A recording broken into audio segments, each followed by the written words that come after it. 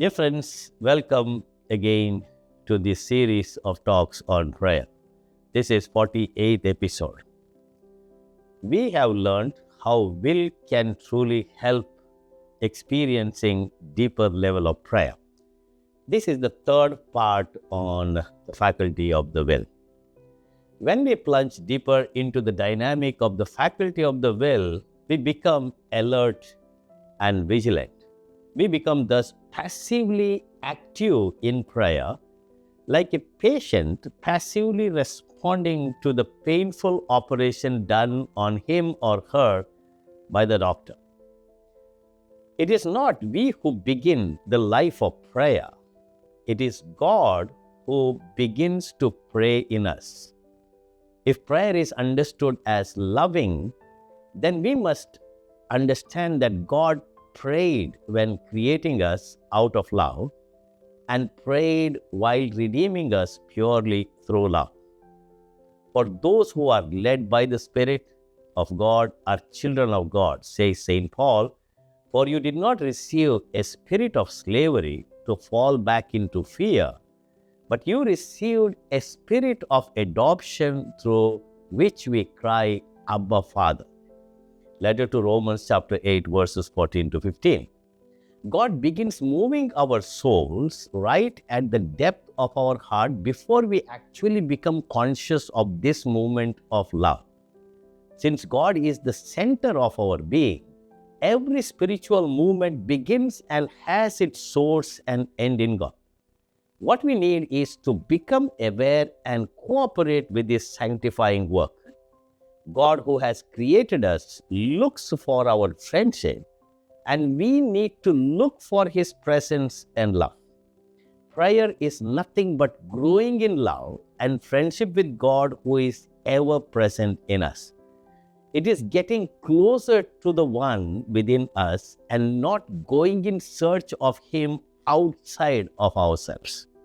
Since God is the principal agent, every activity during prayer has its source in Him and has to be oriented towards Him. We should not seek entertainment during prayer, but rather look for Him who looks for us as if we were the only people existing on this planet. That is what St. John of the Cross says in Dark Night of the Soul, Book 2, Chapter 23, Paragraph 12. Encounter with God establishes relationship. Relationship requires commitment, and it does not look for entertainment but heart-to-heart fulfillment.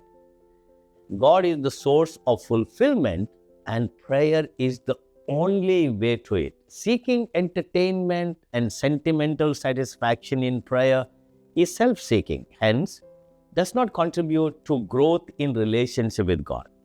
When the relationship between God and me develops and strengthens, there is more desire for God's pleasure rather than for personal satisfaction and joy. Such attitude matures and culminates in rather seeking to do the will of God than our own will in prayer and outside of prayer. Therefore, seeking God in such a way as God Himself seeks us in prayer. This attitude matures our will, leading us to see God as if God were the only person existing on this planet. Now, how to actively train our will? So that is something that is what we need to learn. Prophet Jeremiah says, most deceitful is the heart, and I would consider that is the will. What is there within man? Who can understand him? Jeremiah chapter 17 verse 9. Here the heart is the will. The active training of the will largely depends on our willingness to love God and our neighbor. This willingness is strengthened through knowledge of God. When we are in love with someone, we dare to make any sacrifice in order to please that person. Suppose a young man is in love with a young beautiful woman, and the girl puts a condition that if he wants her in marriage, he should give up drinking, smoking, and some bad habits. The young man would certainly comply with these conditions at least until he gets her in marriage. This willingness to surrender to these conditions is prompted by the love he has experienced through her. In our day-to-day life, dear friends, we can train our will actively, keeping in mind the love of God and His mighty plan for us.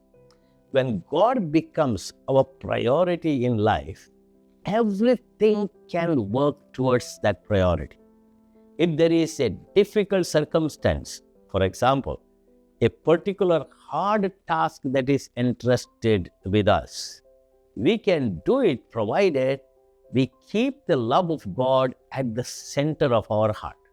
This is what we call making God a concrete reality or priority in my life. The word God becomes concrete reality when I break my will and do God's will. Several examples can be given here. If it is a question of speaking to a person who has hurt me, I can do so if God becomes my priority. Very often, it is not so. If I am asked to do a simple work, I can do it solely for God in secret and in a hidden way so that God who sees me in secret will reward me.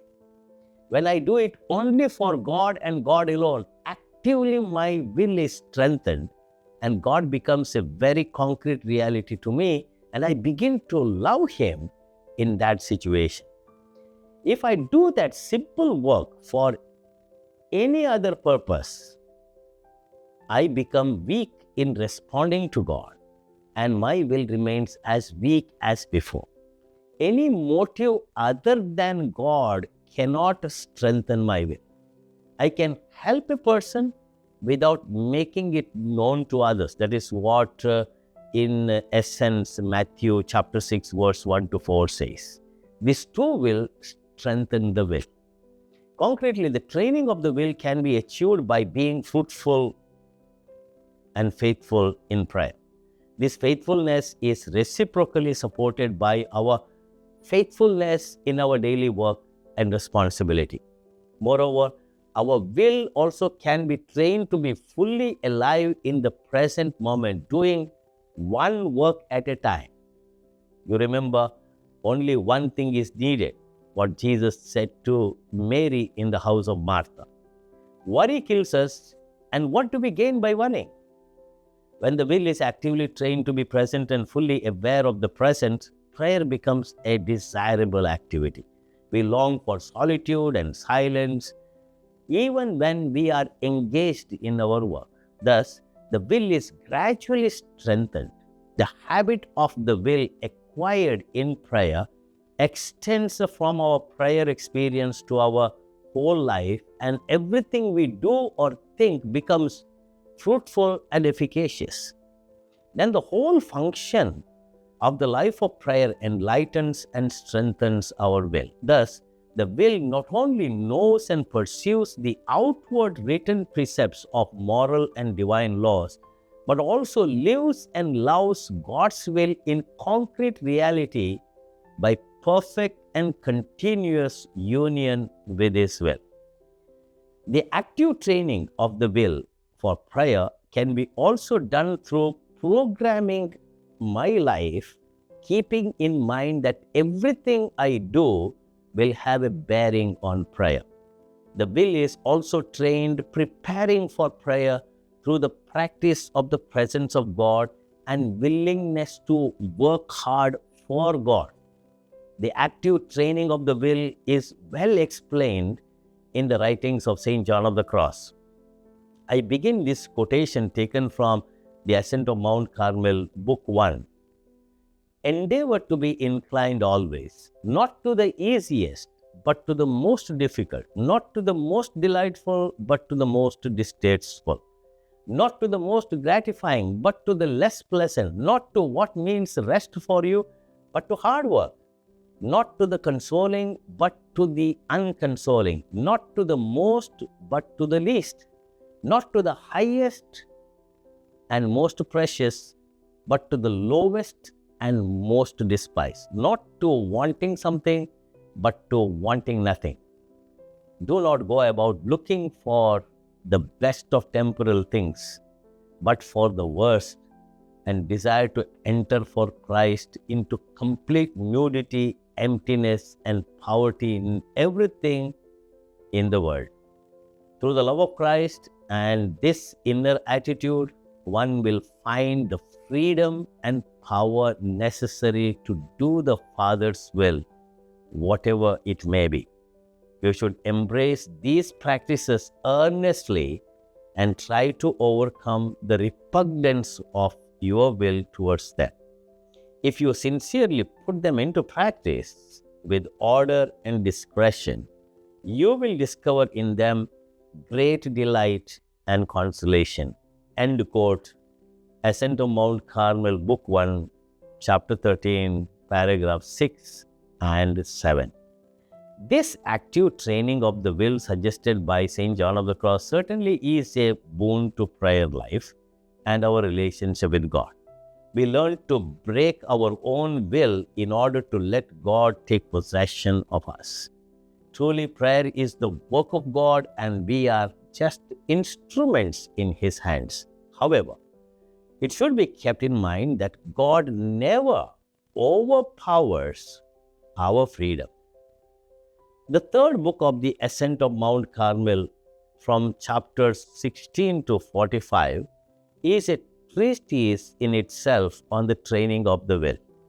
John of the Cross explains how the will can be actively trained by centering all emotions, joy, hope, sorrow, and fear, on God rather than on ourselves and on worldly things. This call to place all our inclinations on God is an invitation to love the Lord with all our heart and with all our soul and with all our strength.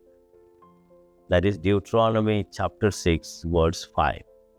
The active function of the will depends on our capacity for choosing and directing all our joy. St. John of the Cross writes, just as every good is due to an approach towards God through the affections of the will, so withdrawal from Him through creature affection breeds every harm and evil in the soul. Ascent of Mount Carmel, Book 3, Chapter 19, Paragraph 1. Hence, we know that prayer largely depends on our capacity for handling the situations in life with a desire for God. When there is desire for God, dear friends, we can experience it reflecting in our daily prayer too. Centering all our energy on God brings a sense of order to our whole being. Since the will is the core of our personality, we need to train it actively as far as possible to dispose it to the active operation of God. Then there is another stage that we enter into, the passive training of our soul that will be done by God Himself. Whatever activity we can consider engaging in to train our will, intellect, and memory, we can do it with the power of the will. And that's why we call it willpower.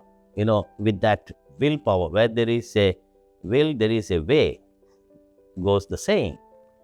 That can be applied to prayer too.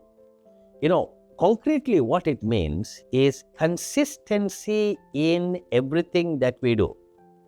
Effort, discipline, consistency. And that breeds a lot of inner strength. As I have been telling right from the first episode of this series, that our dedication and determination in engaging in prayer every day, as I suggested, early in the morning, as soon as we get up, When we make it a habit, then it becomes a truly strong habit, and that can contribute to the training of the will, not only for prayer, but we can certainly experience its effect in our daily life, in whatever we do.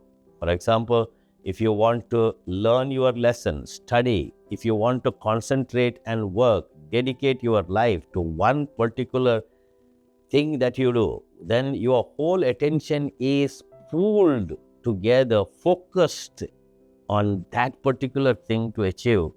And I think in that way, our whole being gears towards that particular goal, and the ultimate goal should be God experience and friendship with Him.